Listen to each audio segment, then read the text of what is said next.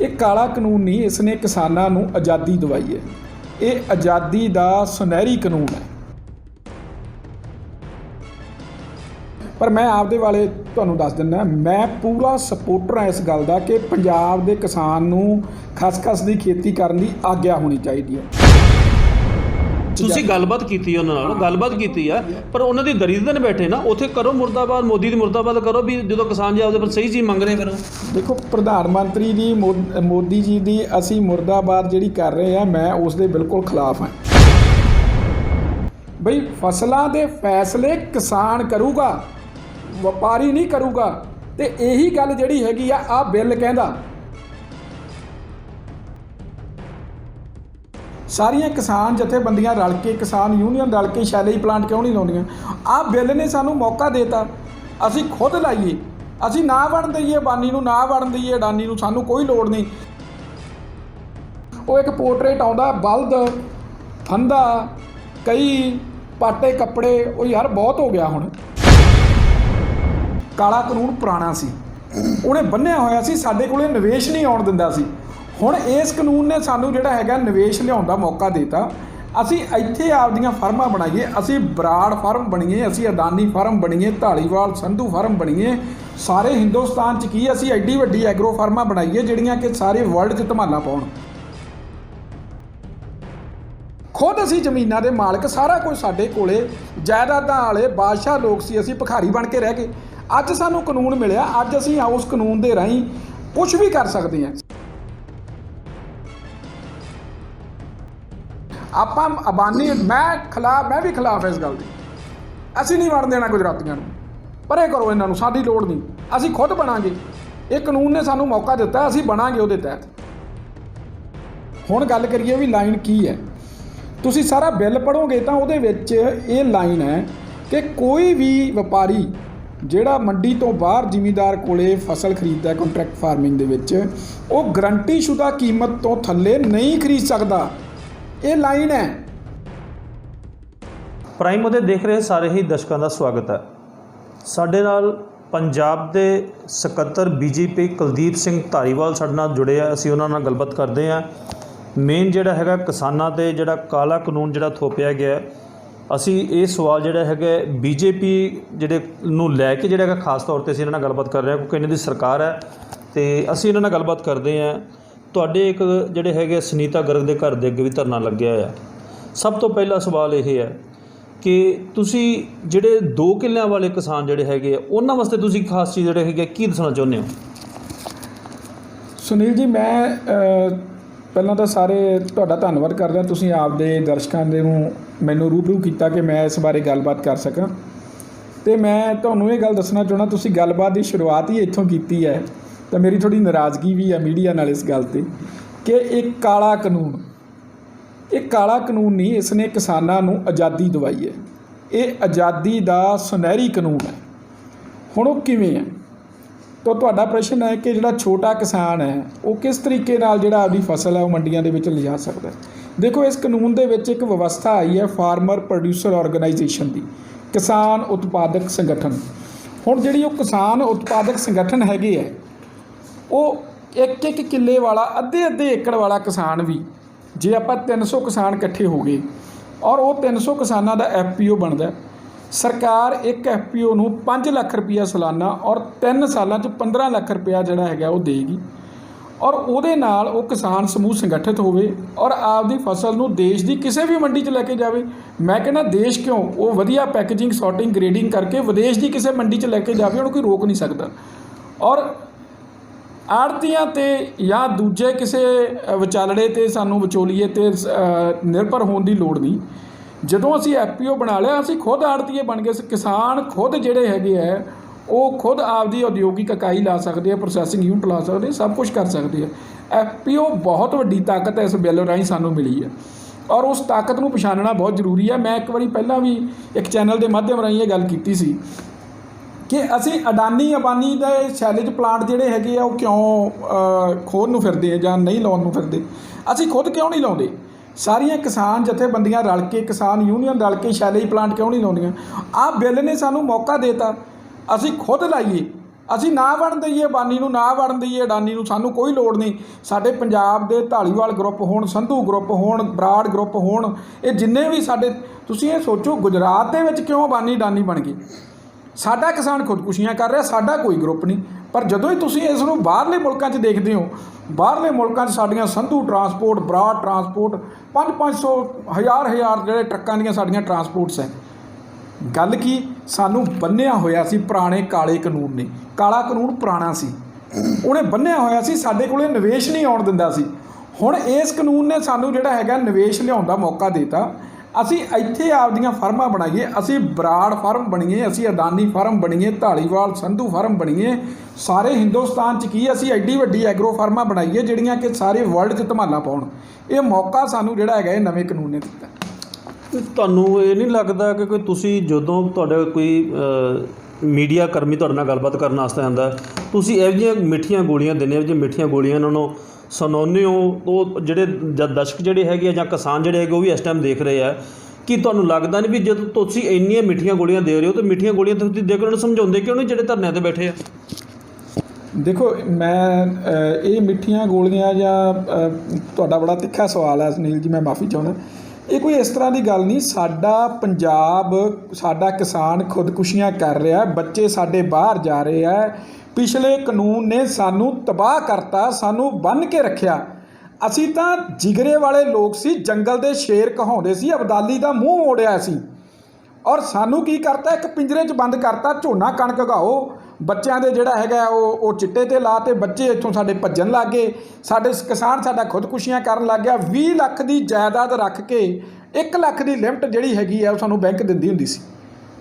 ਤੋ ਐਡੇ ਵੱਡੇ ਪਿੰਜਰੇ ਤੋਂ ਅੱਜ ਸਾਨੂੰ ਆਜ਼ਾਦੀ ਮਿਲ ਗਈ। ਔਰ ਉਦੋਂ ਗਾਂ ਜਦੋਂ ਆੜ੍ਹਤੀਏ ਕੋਲੇ ਜਾਂਦੇ ਸੀ, ਅਸੀਂ ਹੱਥ ਜੋੜ ਕੇ ਉੱਥੇ ਬੈਠੇ ਰਹਿੰਦੇ ਹੁੰਦੇ ਸੀ ਵੀ ਭਾਈ ਸਾਨੂੰ ਦੇ 50,000 ਮੰਗਦੇ ਸੀ ਤਾਂ 5,000 ਦਿੰਦਾ ਸੀ। ਖੁਦ ਅਸੀਂ ਜ਼ਮੀਨਾਂ ਦੇ ਮਾਲਕ, ਸਾਰਾ ਕੁਝ ਸਾਡੇ ਕੋਲੇ, ਜਾਇਦਾਦਾਂ ਵਾਲੇ ਬਾਦਸ਼ਾਹ ਲੋਕ ਸੀ। ਅਸੀਂ ਭਿਖਾਰੀ ਬਣ ਕੇ ਰਹਿ ਗਏ। ਅੱਜ ਸਾਨੂੰ ਕਾਨੂੰਨ ਮਿਲਿਆ, ਅੱਜ ਅਸੀਂ ਉਸ ਕਾਨੂੰਨ ਦੇ ਰਾਹੀਂ ਕੁਝ ਵੀ ਕਰ ਸਕਦੇ ਹਾਂ। ਸਾਡੇ ਬੱਚੇ ਪੜ੍ਹੇ ਲਿਖੇ ਹੈ, BSc MSc ਐਗਰੀਕਲਚਰਾਂ ਕਰਕੇ ਬਾਹਰਲੇ ਮੁਲਕਾਂ ਨੂੰ ਜਾ ਰਹੇ ਆ। ਉਹਨਾਂ ਨੂੰ ਸਿਰਫ ਇੱਕ ਇਨਵਾਇਰਮੈਂਟ ਦੀ ਲੋੜ ਸੀ, ਇੱਕ ਕਾਨੂੰਨ ਦੀ ਲੋੜ ਸੀ ਜਿਹਦੇ ਤਹਿਤ ਉਹਨਾਂ ਕੋਲੇ ਨਿਵੇਸ਼ ਆ ਸਕਦਾ। ਹੁਣ ਉਹ ਕਾਨੂੰਨ ਆ ਗਿਆ, ਸਾਡੇ ਬੱਚੇ ਐਗਰੋ ਫਾਰਮਾਂ ਬਣਾਉਣ, ਆਪਦੇ ਨਾਲ ਛੋਟੇ ਫਾਰਮਰ ਹੈ, ਕਈ ਫਾਰਮਰ ਜੁੜ ਜਾਣ, ਵੱਡਾ ਫਾਰਮਰ ਹੈ, ਛੋਟੇ ਫਾਰਮਰਾਂ ਨੂੰ ਜੋੜ ਲਏ। ਆਪਾਂ ਅਬਾਨੀ, ਮੈਂ ਵੀ ਖਿਲਾਫ ਇਸ ਗੱਲ ਦੇ।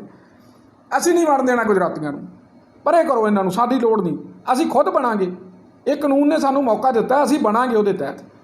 ਆਪਾਂ ਕੀ ਲੈਣ। ਪਰ ਜਦੋਂ ਉਹ ਪਹਿਲਾਂ ਬਣ ਗਏ, ਉਹਨਾਂ ਨੇ, ਉਹ ਤਾਂ ਮੈਂ ਅੱਗੇ ਬਹੁਤ ਵਾਰੀ ਇਹ ਗੱਲ ਕਹੀ, ਉਹਨਾਂ ਕੋਲੇ ਮੈਂ ਸ਼ਬਦ ਵਰਤਣਾ ਚੰਗਾ ਨਹੀਂ ਲੱਗਦਾ। ਮੈਂ ਉੱਥੇ ਨਾ ਮਸ਼ੀਨ ਕੰਬਾਈਨ ਲੈ ਕੇ ਜਾਂਦਾ ਹੁੰਦਾ ਸੀ ਗੁਜਰਾਤ ਦੇ ਵਿੱਚ, ਅਤੇ ਕੱਖ ਨਹੀਂ ਹੁੰਦਾ ਸੀ ਇਹਨਾਂ ਕੋਲੇ। ਤੁਸੀਂ ਜਿਹੜੇ ਬੰਦੇ ਕੰਬਾਈਨਾਂ ਲੈ ਕੇ ਜਾਂਦੇ ਉਹਨਾਂ ਭਰਾਵਾਂ ਨੂੰ ਪੁੱਛੋ, ਰਾਜਸਥਾਨ ਗੁਜਰਾਤ 'ਚ ਕੱਖ ਨਹੀਂ ਹੁੰਦਾ ਸੀ। ਹਾਂ, ਉੱਥੇ ਸਰਕਾਰੀ ਖਰੀਦ ਹੈ ਨਹੀਂ ਸੀ, ਉਹ ਲੋਕ ਜੰਗਲ ਦੇ ਸ਼ੇਰ ਬਣ ਗਏ। ਸਾਡੇ ਕੋਲੇ ਸਰਕਾਰੀ ਖਰੀਦ ਆ ਗਈ, ਅਸੀਂ ਜਿਹੜਾ ਸੀਗਾ ਪਿੰਜਰੇ ਦੇ ਸ਼ੇਰ ਬਣ ਗਏ। ਅਸੀਂ ਉਦੋਂ ਬਾਅਦ ਸੋਚਣਾ ਹੀ ਬੰਦ ਕਰਤਾ। ਹੁਣ ਪਹਿਲਾਂ ਭਰਮ ਭੁਲੇਖਾ ਪਾਇਆ ਗਿਆ ਕਿ ਜਿਹੜਾ ਹੈਗਾ ਵੀ ਇਹ ਸਰਕਾਰੀ ਖਰੀਦ ਬੰਦ ਹੋ ਜੂ, ਇਹ ਤਾਂ ਬੜੀ ਵਧੀਆ ਵਿਵਸਥਾ ਸੀ। ਮੈਂ ਕਹਿੰਦਾ ਵੀ ਸਰਕਾਰੀ ਖਰੀਦ ਕਦੇ ਨਹੀਂ ਬੰਦ ਹੋ ਸਕਦੀ। ਇਹ ਕਾਨੂੰਨ ਦੇ ਵਿੱਚ ਵੀ ਆਪਣੇ ਕੋਲੇ ਆ ਗਿਆ ਵੀ ਇਹ ਤਾਂ ਪੈਰਲਲ ਚੱਲਣੀ ਹੈ। ਤੁਹਾਡੀ ਗੱਲ ਨਾਲ ਮੈਂ ਸਹਿਮਤ ਹਾਂ, ਪਰ ਜੇ ਤੁਸੀਂ ਗੱਲ ਕਰੀ ਜਾਂਦੇ ਆ ਵੀ ਤੁਸੀਂ ਆੜ੍ਹਤੀਆਂ ਤੇ ਵਿਚੋਲੀਆ ਖਤਮ ਕਰਤਾ, ਠੀਕ ਹੈ, ਫਿਰ ਕਿਉਂ ਕਿਸਾਨ ਬਾਗੀ ਹੋਏ ਪਏ ਆ? ਤੁਸੀਂ ਜਦੋਂ ਤੁਹਾਨੂੰ ਨਾਲ ਕੋਈ ਗੱਲਬਾਤ ਕਰਦੇ ਆ, ਤੁਹਾਡੇ ਕਿੰਨੇ ਕੈਂਡੀਡੇਟ ਹੈਗੇ ਸੀ, ਗੱਲਬਾਤ ਕਰਦੇ ਆ, ਤੁਸੀਂ ਸਾਨੂੰ ਮਿੱਠੀਆਂ ਗੋਲੀਆਂ ਦਿੰਦੇ ਆ, ਚੈਨਲ ਦੇ ਵਿੱਚ ਮਿੱਠੀਆਂ ਗੋਲੀਆਂ ਤੁਸੀਂ ਬੋਲ ਦਿੰਦੇ ਹੋ ਵੀ ਇਸ ਤਰ੍ਹਾਂ ਇਹੋ ਜਿਹੋ ਕਿ ਜਿਹੜੇ ਕਿਸਾਨ ਸੜਕਾਂ 'ਤੇ ਬੈਠੇ ਆ, ਟ੍ਰੇਨਾਂ ਰੋਕੀ ਬੈਠੇ ਆ, ਕਿ ਉਹ ਪਾਗਲ ਹੈ? ਦੂਸਰੀ ਗੱਲ, ਕਿਸਾਨ ਨੂੰ ਰਾਤ ਨੂੰ ਲੈ ਕੇ 1 ਲੱਖ ਰੁਪਏ ਦੀ ਜ਼ਰੂਰਤ ਪੈਂਦੀ ਆ, ਅਤੇ ਆੜ੍ਹਤੀ ਉਹਦਾ ATM ਹੈ। ਜੇ ਉਹਨੂੰ ATM 'ਚ ਪੈਸੇ ਨਹੀਂ ਮਿਲਦੇਗੇ, ਜੇ ਉਹਦੇ ਬੈਂਕ 'ਚ ਖਾਤੇ 'ਚ ਪੈਸੇ ਨਹੀਂ ਹੈਗੇ, ਅਤੇ ਜਿਹੜਾ ਆੜ੍ਹਤੀ ਉਹਦਾ ATM ਹੈ, ਉਹ ਜਾ ਕੇ ਉਹਨੂੰ ਕਿਸਾਨ ਦੀ ਬੈਲ ਮਾਰਦਾ, ਉਹਨੂੰ ਕਹਿੰਦਾ ਮੈਨੂੰ ਲੱਖ ਰੁਪਏ ਚਾਹੀਦਾ। ਕਿਸਾਨ ਨੂੰ ਲੱਖ ਰੁਪਈਆ ਜਿਹੜਾ ਹੈਗਾ ਆੜ੍ਹਤੀਆ ਦੇ ਦਿੰਦਾ। ਕੀ ਉਹਦਾ ATM ਕੌਣ ਬਣੂਗਾ? ਫਿਰ ਮੋਦੀ ਬਣੂਗਾ ਉਹਦਾ ATM? ਦੇਖੋ ਨੀਲ ਜੀ, ਮੈਂ ਫਿਰ ਇਹੀ ਗੱਲ, ਜਿਹੜੀ ਤੁਸੀਂ ਬਹੁਤ ਵਧੀਆ ਸਵਾਲ ਕੀਤਾ ਕਿ ਕਿਸਾਨ ਦਾ ATM ਕੌਣ ਬਣੂਗਾ। ਕਿਸਾਨ ਦਾ ATM ਬਣੂਗਾ ਕਿਸਾਨ ਕ੍ਰੈਡਿਟ ਕਾਰਡ। 3-3 ਲੱਖ ਰੁਪਏ ਦਾ ਹਰੇਕ ਕਿਸਾਨ ਭਰਾ ਨੂੰ ਕ੍ਰੈਡਿਟ ਕਾਰਡ ਮਿਲਣ ਵਾਸਤੇ ਸਾਰੀਆਂ ਸਟੇਟਾਂ ਨੇ ਅਨਾਊਂਸਮੈਂਟ ਕਰਤੀ, ਪੰਜਾਬ ਸਰਕਾਰ ਨੇ ਵੀ ਕਰਤੀ ਹੈ। ਕੇਂਦਰ ਦੀ ਸਕੀਮ ਹੈ, ਆ ਗਈ ਹੈ। 4 ਲੱਖ 5 ਲੱਖ ਦਾ ਆਯੁਸ਼ਮਾਨ ਬੀਮਾ ਵੀ ਆ ਗਿਆ। ਤੋ ਨੈਚੁਰਲੀ ਗੱਲ ਹੈ, ਇਹ ਐਂ ਪਹਿਲਾਂ ਉਦੋਂ ਹੋਇਆ ਸੀ ਜਦੋਂ ਲਿਮਟਾਂ ਆਈਆਂ ਸੀ, ਤਾਂ ਲੋਕ ਕਹਿੰਦੇ ਸੀ ਇਹ ਲਿਮਟਾਂ ਜ਼ਿਮੀਂਦਾਰਾਂ ਨੇ ਬਣਾ ਲੈਣੀਆਂ ਅਤੇ ਉਦੋਂ ਬਾਅਦ ਆੜ੍ਹਤੀਏ ਕੋਲੇ ਨਹੀਂ ਜਾਣਗੇ। ਉਹ ਕੈਸ਼ ਫਲੋ ਵੱਧ ਗਿਆ ਤਾਂ ਉਸ ਤਰ੍ਹਾਂ ਦਾ ਕਾਰੋਬਾਰ ਵੀ ਵੱਧਦਾ ਹੈ। ਜੇ ਅੱਜ ਵੀ 20 ਲੱਖ ਦੀ ਜਾਇਦਾਦ 'ਤੇ ਸਾਨੂੰ 1 ਲੱਖ ਦੀ ਥਾਂ 'ਤੇ 20 ਲੱਖ ਰੁਪਈਆ ਮਿਲੂਗਾ ਤਾਂ ਜ਼ਿਮੀਂਦਾਰ ਆਪਦਾ ਕਾਰੋਬਾਰ ਵਧਾਊਗਾ। ਜ਼ਿਮੀਂਦਾਰ ਕਮਲਾ ਨਹੀਂ ਹੈ। ਜਿਹੜੀ ਅੱਜ ਹੁਣ ਤੁਸੀਂ ਵੀ ਗੱਲ ਕੀਤੀ ਹੈ ਕਿ ਜ਼ਿਮੀਂਦਾਰ ਸੜਕਾਂ ਤੇ ਬੈਠਾ, ਮੈਂ ਆਪਦੇ ਕਿਸਾਨ ਭਰਾਵਾਂ ਦੇ ਨਾਲ ਆ। ਮੈਂ ਵੀ ਇਹ ਗੱਲ ਚਾਹੁੰਦਾ ਕਿ ਉਹ ਜਿਹੜੀ ਮੰਗ ਉਹਨਾਂ ਨੇ ਜਾਇਜ਼ ਰੱਖੀ ਹੈ, ਮੋਦੀ ਸਰਕਾਰ ਨੇ MSP ਦਿੱਤੀ, ਮੰਗ ਜਾਇਜ਼ ਰੱਖੀ ਆ। ਮੈਂ ਬਿਲਕੁਲ ਮੈਂ ਜਿਹੜੀ ਫਿਰ ਕਿਉਂ ਨਹੀਂ ਪੈਂਦੇ ਜਾ ਕੇ ਨਾਲ ਤੁਸੀਂ ਉਹਨਾਂ ਦੇ? ਮੇਰੀ ਪੂਰੀ ਗੱਲ, ਜਿਹੜੀ ਉਹਨਾਂ ਨੇ ਮੰਗ ਉਹਦੇ ਵਿੱਚ ਜਾਇਜ਼ ਰੱਖੀ ਹੈ, ਉਹ ਜਾਇਜ਼ ਮੰਗ ਹੈ। ਉਹ ਕਹਿੰਦੇ ਕਿ ਜਦੋਂ ਮੋਦੀ ਸਰਕਾਰ ਨੇ ਜਿਹੜੀ MSP ਬਣਾ ਕੇ ਸਾਨੂੰ ਦਿੱਤੀ ਹੈ, ਉਹ ਗਰਾਊਂਡ ਤੇ ਸਾਨੂੰ ਮਿਲ ਨਹੀਂ ਰਹੀ, ਇਸੇ ਕਰਕੇ ਉਹਨਾਂ ਦਾ ਵਿਸ਼ਵਾਸ ਨਹੀਂ ਬਣ ਰਿਹਾ ਨਵੇਂ ਬਿੱਲ ਤੇ। ਹੁਣ ਗਰਾਊਂਡ ਦੇ ਉੱਤੇ ਉਹ ਉਹਨਾਂ ਨੂੰ ਮਿਲਣੀ ਚਾਹੀਦੀ ਹੈ, ਇਸ ਗੱਲ ਦਾ ਮੈਂ ਡਟ ਵੀ ਹਮਾਇਤ ਕਰਦਾ। ਔਰ ਉਹ ਕੌਣ ਨਹੀਂ ਦੇ ਰਿਹਾ? ਉਹ ਸਾਨੂੰ ਆੜ੍ਹਤੀਆ ਨਹੀਂ ਦੇ ਰਿਹਾ, ਲੋਕਲ ਵਪਾਰੀ ਨਹੀਂ ਦੇ ਰਿਹਾ, ਲੋਕਲ ਸਰਕਾਰ ਸਾਨੂੰ ਦਵਾ ਨਹੀਂ ਰਹੀ। ਪੰਜਾਬ ਸਰਕਾਰ ਜਿਹੜਾ ਹੈਗਾ ਉਹ ਤੈਅ ਕਰੇ। ਹਿਮਾਚਲ ਸਰਕਾਰ ਨੇ ਕਿਵੇਂ ਦਵਾਤੀ? ਫਿਰ ਕਿਤੇ ਨਾ ਕਿਤੇ ਤਾਂ ਕਿਸਾਨ ਸਹੀ ਹੈ ਨਾ, ਇਹ ਗੱਲ ਤਾਂ ਮੰਨਦੇ ਨਾ ਤੁਸੀਂ? ਕਿਸਾਨ ਬਿਲਕੁਲ ਸਹੀ ਹੈ, ਮੈਂ ਬਿਲਕੁਲ ਸਹੀ ਹੈ, ਪਰ ਤੁਸੀਂ ਉਹਨਾਂ ਦੇ ਨਾਲ ਜਾ ਕੇ ਕਿਉਂ ਨਹੀਂ ਪੈਂਦੇ BJP ਵਾਲੇ? ਕੀ ਗੱਲ ਤੁਹਾਨੂੰ ਕੀ ਚੱਕਰ ਹੈ? ਤੁਸੀਂ ਉਸ ਦਿਨ ਸ਼ਾਇਦ ਨਾਲ ਹੀ ਸੀ, ਮੈਂ ਧਰਨੇ ਤੇ ਭੈਣ ਜੀ ਦੇ ਬਾਰ 'ਚ ਧਰਨਾ ਜਿਹੜਾ ਸੀਗਾ, ਮੈਂ ਉੱਥੇ ਸਾਰੇ ਕਿਸਾਨ ਭਰਾਵਾਂ ਨੂੰ ਮਿਲਿਆ, ਉੱਥੇ ਸਾਡੀ ਗੱਲਬਾਤ ਵੀ ਹੋਈ ਹੈ। ਔਰ ਗੱਲਬਾਤ ਤੋਂ ਬਾਅਦ ਸਾਰੇ ਭਰਾਵਾਂ ਨੇ ਇਹ ਗੱਲ ਕਹੀ ਹੈ ਵੀ ਧਾਲੀਵਾਲ ਤੇਰੀ ਗੱਲ ਮੰਨਦੇ, ਤੂੰ ਵੀ ਇਸ ਗੱਲ ਤੇ ਸਹੀ ਹੈ। ਅਸੀਂ ਇਹ ਕਾਨੂੰਨ ਦੇ ਵਿੱਚ ਜਿਹੜੀਆਂ ਵੀ ਗੱਲਾਂ ਲਿਖੀਆਂ ਉਹਨਾਂ ਤੇ ਭਰੋਸਾ ਨਹੀਂ ਕਰਦੇ। ਔਰ ਭਰੋਸੇ ਦਾ ਕਾਰਨ ਕੀ ਹੈ? ਕਾਰਨ ਇਹ ਹੈ ਕਿ ਪਹਿਲਾਂ ਜਿਹੜੀ ਤੁਸੀਂ MSP ਡਿਕਲੇਅਰ ਕਰਤੀ, ਸਾਨੂੰ ਥੱਲੇ ਵਪਾਰੀ ਦੇ ਨਹੀਂ ਰਿਹਾ, ਇਹ ਕਾਰਨ ਹੈ। ਜੇ ਉਹ MSP ਸਾਨੂੰ ਮਿਲਣ ਲੱਗ ਜੇ, ਅਸੀਂ ਤੁਹਾਡੀਆਂ ਬਾਕੀ ਗੱਲਾਂ ਤੇ ਵੀ ਭਰੋਸਾ ਕਰ ਲਈਏ। ਹੁਣ ਉਹ ਗੱਲਾਂ ਪੰਜਾਬ ਦੇ ਵਿੱਚ ਅਸੀਂ 15% ਤਾਂ ਇਲੈਕਸ਼ਨ ਲੜਦੇ ਹਾਂ, 85% ਏਰੀਏ ਵਾਲੇ ਜਿਹੜੇ ਸਾਰੀਆਂ ਪਾਰਟੀਆਂ ਹੈਗੀਆਂ ਉਹ ਰਾਜਨੀਤਿਕ ਲਾਹਾ ਲੈਣ ਲਈ ਭਰਾਵਾਂ ਨੂੰ ਗੁੰਮਰਾਹ ਕਰ ਰਹੀਆਂ। ਅੱਜ ਵੀ ਮੈਂ ਤੁਹਾਨੂੰ ਗੱਲ ਦੱਸਦਾ, ਕੱਲ੍ਹ ਨੂੰ ਜਿਹੜਾ ਹੈਗਾ ਕਿਸਾਨ ਜਥੇਬੰਦੀਆਂ ਜਾ ਰਹੀਆਂ ਕੇਂਦਰ ਦੇ ਵਿੱਚ, ਉਹਨਾਂ ਨੂੰ ਚਿੱਠੀ ਜਿਹੜੀ ਹੈਗੀ ਆ ਗਈ ਹੈ, ਕਿਸਾਨ ਜਥੇਬੰਦੀਆਂ ਤੇ ਸਰਕਾਰ ਬੈਠ ਕੇ ਗੱਲ ਕਰੂਗੀ। ਕੋਈ ਪੋਲੀਟੀਕਲ ਨੁਮਾਇੰਦਾ, ਈਵਨ BJP ਦਾ ਵੀ ਪੋਲੀਟੀਕਲ ਨੁਮਾਇੰਦਾ ਉਹਨਾਂ ਨੇ ਵਿੱਚ ਨਹੀਂ ਬਹਿਣ ਦਿੱਤਾ। ਇਹ ਜਥੇਬੰਦੀਆਂ ਤੇ ਸਰਕਾਰ ਦਾ ਕੰਮ ਹੈ। ਹੁਣ ਕੀ ਹੋਇਆ, ਉਹਦੇ ਬਾਹਰ ਜਿਹੜੇ ਲੋਕ ਆ ਉਹ ਗੱਲਾਂ ਕੀ ਕਰ ਰਹੇ ਆ, ਉਹ ਕਹਿੰਦੇ ਜੀ ਆਪਾਂ ਫਲਾਣੇ ਨੂੰ ਭੇਜ ਦਈਏ, ਐਸ ਪੋਲੀਟੀਕਲ ਪਾਰਟੀ ਦੇ ਨੁਮਾਇੰਦੇ ਨੂੰ, ਆਹ ਸੰਘਰਸ਼ੀ ਆਗੂ ਨੂੰ ਭੇਜ ਦਈਏ। ਕਿਤੇ ਕਿਸਾਨ ਆਪਦੇ ਮੂੰਹ ਨਾਲ ਕਹੀ ਜਾਂਦੇ ਆ ਵੀ ਕੇਂਦਰ ਸਰਕਾਰ ਨਾ ਕਿਤੇ ਉਹਨਾਂ ਨੂੰ ਭਰਮਾ ਲੇ।